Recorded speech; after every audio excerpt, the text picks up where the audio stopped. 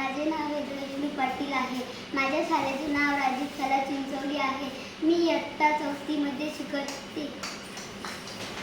मी वाचलेल्या धड्याचे नाव राघू आहे.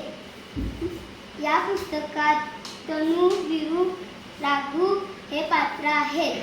वीरू सकाळी उठला तेव्हा त्याला एक राघू दिसला. त्याने तनूला हाक मारली. तनू बाहेर आली तेव्हा त्यांनी पाहिले की पोपटाला पंखाच्या खाली जखम झाली आहे.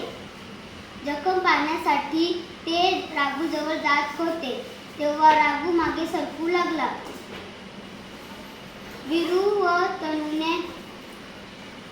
वीरूने राघूसाठी पाणी व कैरी आणली आणि ते दोघे लपून पाहू लागले.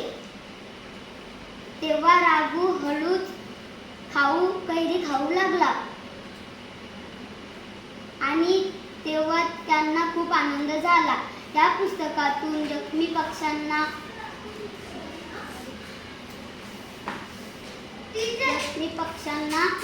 शुद्ध मतीची गरज असते.